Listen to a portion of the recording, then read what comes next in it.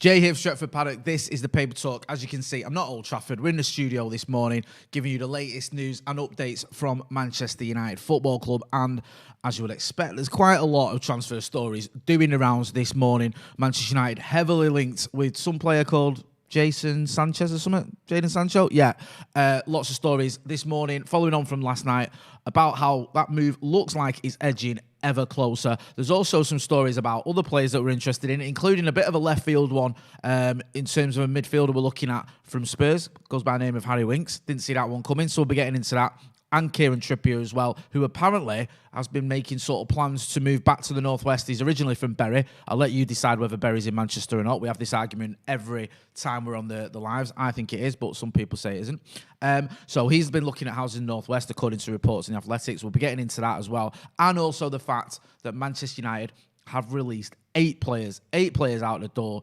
You think that would sort of pave the way for some more to come in, so we'll have a look at that as well. As always, get involved in the comments, hit that like button, let us know what you think about the latest stories. Are we going to get Jadon Sancho? Are we going to get Kieran Trippier? Do you want to see Harry Winks?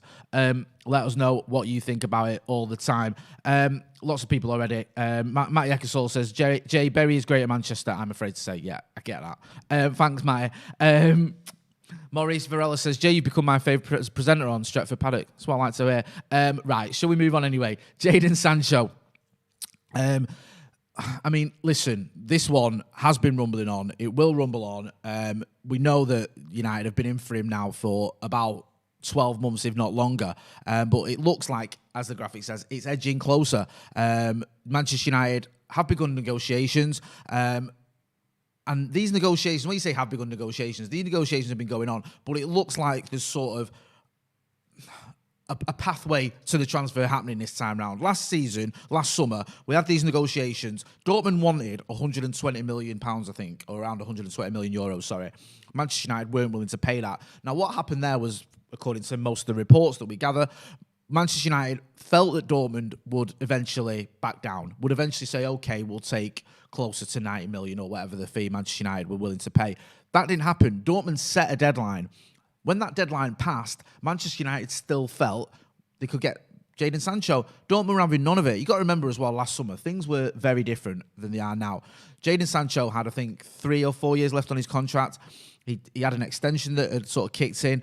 Dortmund were sort of reeling a little bit from the fact that Bayern Munich had just won everything. They won the Champions League, they won the Bundesliga again, I think they won the treble as well. So they'd won a lot. So that sort of, sticks a little bit where Dortmund were trying to catch up to Bayern Munich, and you've got one of your best players who looks like he could be out the door. If he is going to go, you want to get the most money you can from him. A year on, things are different. He's a further year into his contract. The pandemic has affected a lot of finances, including Dortmund's. Dortmund can't play hardball the way they could last summer. And also, Jadon Sancho, he's had a decent season. He's had a very good end to the season. But over the course of the season, wasn't quite perhaps as consistent as he had been previously. And maybe some of that was down to early doors. He was a little bit sort of upset, or maybe his head was turned a little bit by the fact that he looked like he was heading to United, and then that move fell through. So for all those mitigating circumstances, perhaps make you feel that Manchester United can get Jadon Sancho for a little bit cheaper this season. We'll say cheaper, not cheap. There's lots of figures being bandied around. A common one seems to be around a £77 million mark. That's roughly what Manchester United are looking to pay. That's probably what would be about right. I know that's a lot of money. You think you're paying over the odds, but I don't know. I think for a player of the talent of Jadon Sancho, in the common market, I think if you're going to look at it, I think you think around 70, 80 million quid is probably about fair for a 21-year-old who's obviously got a lot of years left in him. And if you did sell him on, there'd be a sell-on value there, because you know what the Glazers are like. They always have to look at that. He's an England international. He's obviously going to the Euros. He's had 2 or 3 good seasons in the Bundesliga. So there is that, there is that point of sort of looking at it and going, okay, this is a player who's established in one of Europe's top leagues. He's an England international. He's got a lot of years left in him. He's obviously English. That matters, because you're looking at someone who does know England, does know the country. Sometimes managers or clubs can get put off when they're buying a player and they think, is he going to settle in the area? Is he going to be able to sort of acclimatise to the English football, whatever? We know all that with Jadon Sancho. I know he didn't really play for Manchester City at the sort of the first team, but he's been in and around. He's obviously English, so he knows England. So there's not an issue there. it makes a lot of sense that he would be around 80 million. Manchester United, though, may end up paying a little bit more. It looks like this deal is the one that Manchester United have prioritised. Ole Gunnar Solskjaer is obviously a massive fan. United need a right winger. We can't keep playing Mason Greenwood on the right wing. He isn't a right winger. So Jadon Sancho, long-term target, fits the bill for all the reasons I've already mentioned. Coming in here would free up Mason Greenwood to perhaps play more down the centre, which is where he played a lot of his games for the academy, where he was sort of record-breaking goal scorer. So it looks like it's all lining up for Jadon Sancho to come to Old Trafford this summer. The only question really now is when and for how much. We don't expect it to be around the £120 million mark, which is what Dortmund were looking for last season. Probably going to be closer to around £70-80 million. Again, massive money. But what you should expect for someone like Jadon Sancho, who is one of Europe's best talents, one of Europe's sort of most exciting talents, and a player that would come into this Manchester United team and give us just what we want, an actual right winger. Because when's the last time we had a right winger who was a right winger? We've played players there who are not. Marcus has played there, he's not a right winger. Mason Greenwood's played there, he's not a right winger. Even Dan James prefers playing on the left. So you look at it, and it's like, it always feels like we have inverted forwards, like all these forwards, sort of inside forwards, if you want to call them that, rather than out-and-out wingers. Jadon Sancho is a bit of a throwback to those old-school wingers, like a bit more like your Tony Valencia, Andrei Kanchelski's types, getting down that wing, cutting him when he needs to, and when he doesn't, getting a crossing as well. You feel as well, players like Edinson Cavani, Anthony Martial and Mason Greenwood, if he's playing down the centre, would benefit greatly from having someone like Jadon Sancho down that right-hand side, whipping him in. So it all makes a lot of sense. Now, as you can also see from the graphic, it's not just about Jadon Sancho. Manchester United have other targets, other priorities as well. A new right-back, a centre-back and a defensive midfielder are on the list, are on Ole Gunnar Solskjaer's list, but Sancho remains a priority. And, you know, you saw from the thumbnail there, it's saying about Solskjaer's transfer promise. And I think there's a story doing the rounds. It's been in various papers, including the Manchester Evening News, however much validity you are putting that, but it has been doing the rounds. That Ole Gunnar Solskjaer has promised, he's both promised and been promised transfers this window, summer signings in this window. We know that Joel Glazer addressed the fans forum yesterday and said that Manchester United are going to be, you know, active in the transfer market. How much weight you want to put into his words is up to you, but it'd be a massive surprise if United didn't buy at least, for me, 2 or 3 players this transfer window. We didn't go big last summer. We didn't. We bought in Edinson Cavani on a free. We bought in Alex Telles for 12 million quid. Donny van der Beek was our big signing, and he was 35 million quid, which in the modern era isn't a lot. And then you have players like Amad Diallo, Facundo Palestri as well, who are more long-term players. So it's not like we went massive in the transfer market. We did relatively well with some of those signings, considering that Edinson Cavani, for example, was free. But it wasn't a massive sort of outlay. This summer, you can expect it to be very different, and I think the fans would demand that. And I think Ollie should demand that as well, because regardless of what you think of Ole Gunnar Solskjaer, you can't deny the fact that he didn't have the transfer budget that other clubs did. You look at teams like Chelsea, for example. You look at teams like Manchester City, strengthened. We're going to get into them in a minute as well, because about their the player of the season. But Manchester City bought, I think they bought in a few players, obviously the likes of Diaz, likes of Nathan Ake. Chelsea went berserk in the transfer market. We didn't really do that. We bought in, like I say, sort of 4 or 5 players, but relatively low cost for those players. A few players left as well. So it wasn't a massive sort of outlay in the transfer market. It wasn't where you went out in that summer and you looked at our summer and thought, this is it now, we're going to challenge for the title because of the summer we've just had. There was none of that. I think a lot of people thought Chelsea would be challenging Manchester City for the title. Even Liverpool went out and bought players. They went out and bought Jota, obviously. But because of the injuries they had, I know they don't like to talk about it, but because of the injuries they had, things didn't work out for them. They also brought in Thiago Alcantara, who's a fantastic signing. I know he didn't have the easiest time of it, but they went out and strengthened. Other teams did. United only slightly brought in enough, really. Probably not even enough for a title challenge. Well, not enough for a title challenge. Looking at the comments, a lot of people getting involved, letting us know what you think. Let us know what you think about Jadon Sancho. Kozil says, who's got a higher ceiling, Sancho or Greenwood? Different types of players. For me, I think Mason Greenwood could become one of the greats. And I don't like to put too much pressure on the lad, but we've seen what we've seen from Mason Greenwood. I think there's obviously immense talent there. He's been spoken about like this since he was in the under-14s or whatever it was. People saying this is a kid that could go all the way to the top. Jadon Sancho's not that far behind him, but I think of the two, if you really want to get into that debate, someone's asking about Harry Winks. There's a bit of a debate going on about Harry Winks. I'll be getting onto him in a minute. Another target that we've been looking at though, and who looks like he's almost at the door is Kieran Trippier. Reports that he's house hunting in the Northwest. Kieran Trippier, of course, just had a great season at Atletico Madrid, won Serie A, and he's from Bury. And I'll let you get into that debate, whether you think Bury's Manchester. I know it's classed as Greater Manchester. If you're from Bury, do you say you're from Manchester? Let me know. But the Athletic is saying that despite winning the Liga title, as you can see from the graphic, with Atletico Madrid, Kieran Trippier wants to return to the Premier League. The report also states that Trippier is house hunting in the Northwest. If he is, I can recommend Eccles. It's lovely, especially this time of year. So Kieran Trippier looking for houses in Manchester, Greater Manchester, wherever, the Northwest. Arguably with a move to Manchester United. It looks like he's been earmarked by Ole Gunnar Solskjaer as someone who can come into that right position and tick a lot of boxes. He offers cover for Aaron Wan-Bissaka. He gives you a different option for Aaron Wan-Bissaka. Kieran Trippier is a much more attack-minded right-back. Aaron Wan-Bissaka, fantastic defensively. We all know that. Offensively, not quite as good, I think it's safe to say. I think if you look at his defensive attributes, he's sort of, if you're into all your stats, he's like the top of all the main stats in terms of sort of, tackles and interceptions and clearances and all that jazz.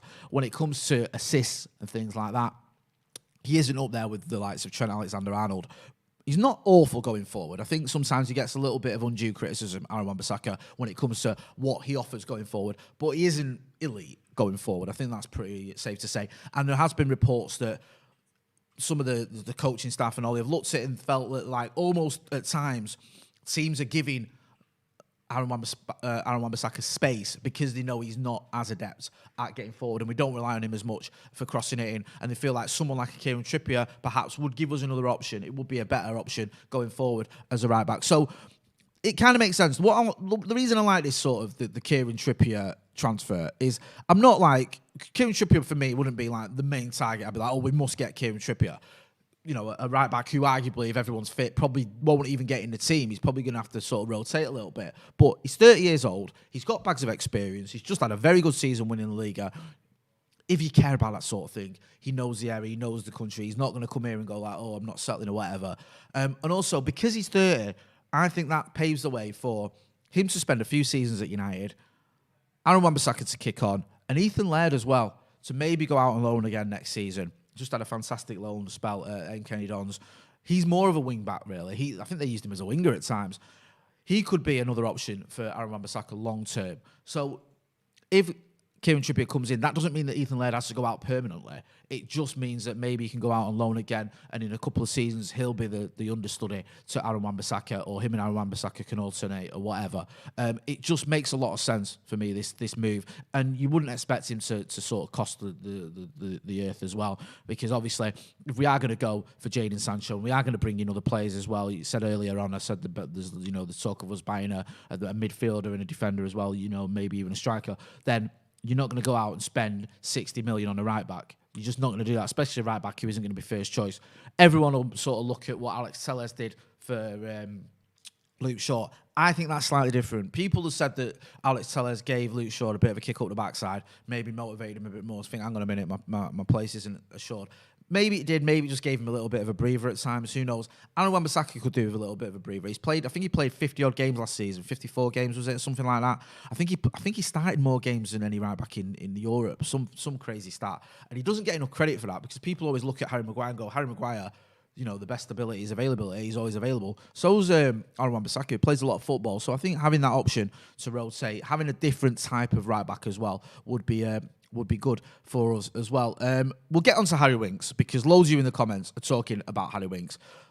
Nandu Reddit just got Harry Winks laughing emojis. Now, yeah, this one, I think this came from, originally, I think Stretty News were covering it. Other now, you might know Stretty News, but I know a few of the guys there. They have got some contacts at the club as well. Papers have been picking up on this one. I know Dale O'Donnell, who runs Stretty News, is a good lad. And it looks like Harry Winks is basically on the list. He's on the radar for Manchester United, looked at as an option. I'm not saying he's a priority. I'm not saying he's the one that we're going to go out and sign. I'm just saying that he's someone Manchester United have looked at as a potential signing this summer. Now, people will go, why the hell are we buying someone from Spurs who've just finished well below us in the table, had a bit of a stinker in terms of their season? You know, the best they did was losing the Carabao Cup final, sacked Jose Mourinho, not bringing in Antonio Conte. That deal's fallen through. Why are we going for a player that played 15 Premier League games last season? Sorry, doesn't seem like a step forward. He's one of those players that sometimes United have lists of players. They have priorities. Do you remember last summer we were looking at, I think it was David Brooks from Bournemouth, and everyone was going, what the hell's going on here? David Brooks, he's not good enough for He was just on a list of alternatives if we didn't get Jadon Sancho, and obviously we didn't get Jadon Sancho, we didn't get David Brooks either. It's just sometimes United have these sort of long lists. Harry Winks looks like he's a potential target. A lot will depend on so many factors. Do we get one of our priorities? You imagine Declan Rice would be a priority in that position. Do we get Harry Winks on the cheap? Do we consider him a step up from the likes of Scott McTominay and Fred? I'm not so sure he is, if I'm being honest. I think it's a sideways move at best. I think maybe you can argue he's a little bit more reliable than someone like Fred. I don't think he's a massive step up. I don't even know if he's a step up, though, on either of those two players. I don't know if Harry Winks can sit in front of the defence on his own. I don't think he can. I don't even know if he's that type of player, to be honest with you. I think if you play Harry Winks in the 6, you're going to have to play someone next to him like him at McTominay and a Fred. So it almost defeats the object. Is he coming in as just a backup? If so, what's the point in that? Because for me, if you're going to do that, and I'll be honest with you, then bring James. Don't send James Garner out on loan again. Just keep him. I think he had a fantastic season in Nottingham Forest. If you want an alternative to Fred or McTominay, and you're going to get Harry Winks, don't get Harry Winks and get James Garner instead. That would be my alternative. But we'll have to wait and see. Lots of people in the comments seem to have really sort of almost upset a lot of you. Vishal Thiaka Rajan. Sorry, I've just butchered that one. Get Bissouma. I beg, man. Crying emoji. Yes. Bissouma's like become a lot of people's favourite. I know he was Bissouma from Brighton. Had a very good season. 24 years old. Looks like he could be a player that could do that job. A lot of people saying they liked him. Connor Allen says Rice ain't all that. You know, I've become a bit of a fan of Rice. I'm not going to lie to you. I'm just a little bit worried about the price tag that's being bandied about.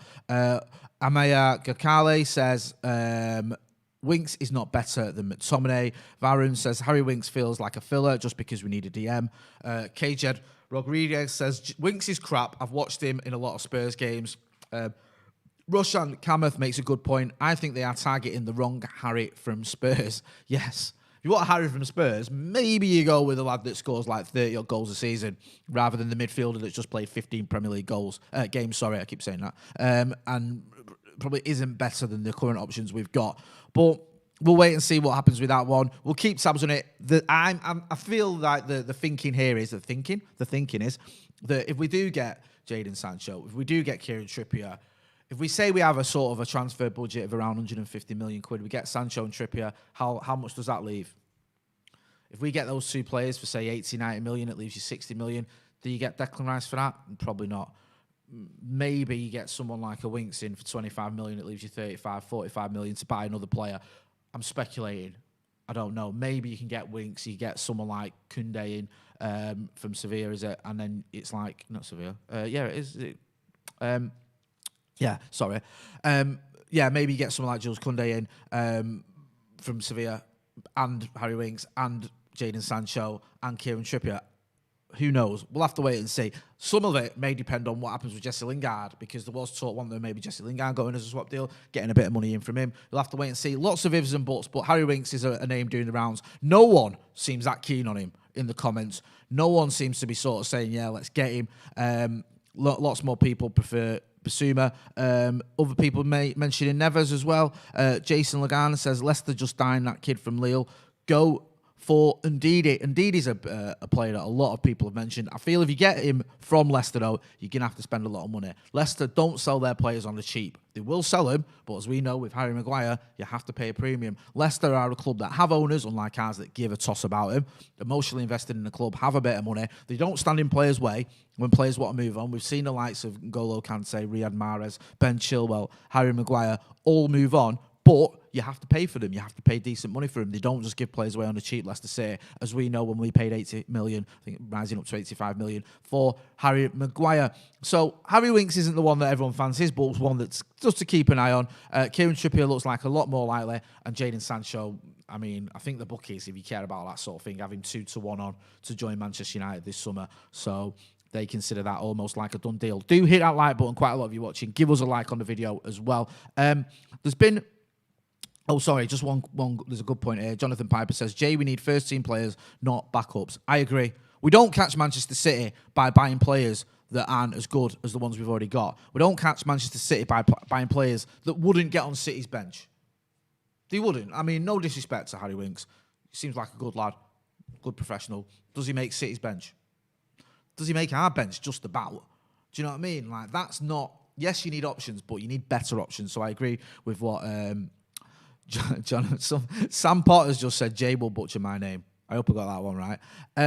In terms of outgoings, Manchester United have released a lot of players. I think we've released 8 players. I'm just going to actually Google the whole list of players that we've released there because there's quite a few of them.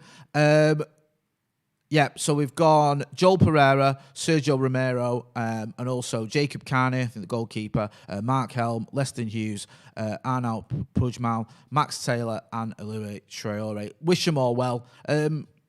Bit of a mixed bag there. Sergio Romero is obviously the big name, the player that everyone will know, and played a lot of games for the first team. Always did a good job for the first team. Played obviously the Europa League final, played a lot of cup games as well. Won us the Europa League final back in 2017. Been a good servant. Been one of the best sort of number 2 goalkeepers we've ever had. I believe that, and I know we've had the likes of Raymond van der Gaal and a few others who've been very good. Les Sealy, who I loved as a kid, but Sergio Romero was ultra reliable, always came in, did a good job. It's a bit of a shame the way it ended. It all sort of went sour last summer, didn't it? He wanted to move. We didn't let him go. I think his missus took to Instagram to have a bit of a rant. Which is a bit of a shame. I don't like to see players who've served the club well getting, that sort of, or falling out with everyone, or falling out of the club, or getting mistreated by the club.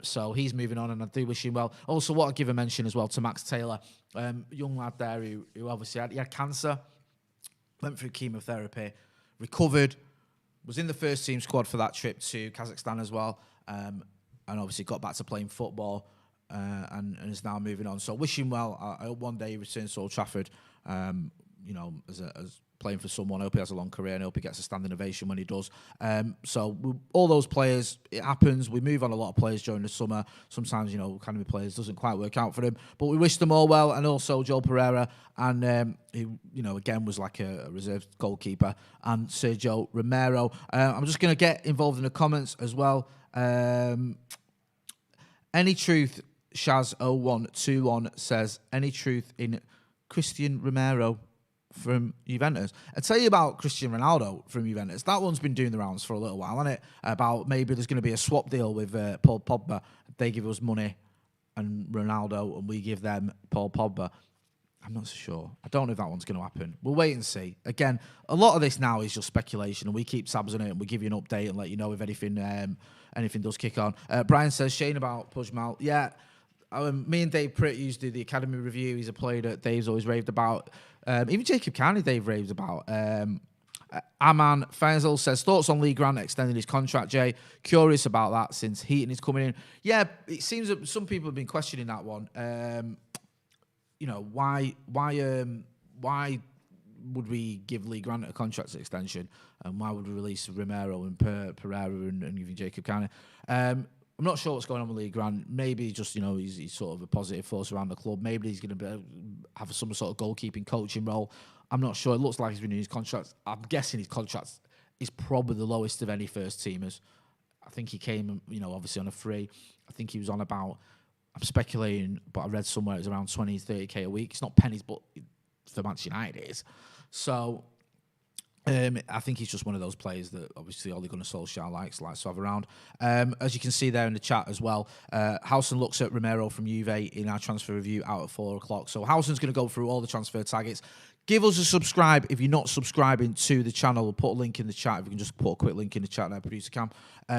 Hit that subscribe button as well, because obviously we've had quite a lot of you getting involved. We love all the support we've been getting. Do give us a subscribe as well. And get involved as well. Let us know what you think. Let us know if you hear any transfer rumours. We want to hear from you guys. You guys have got your finger on the pulse.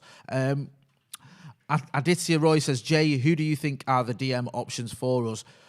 Well, the obvious one would be Declan Rice. Then you look at others that some people have mentioned, like Basuma. Harry Winks has come into the equation. I'm not so sure about that. I still think that you get to a certain point, and if you're not going to get Rice, if you're not going to get Bissouma, if you're not going to get even maybe a Neves, then James Garner's got to be in that conversation. I know he's slightly more box-to-box than a DM, but he can sort of operate in that role.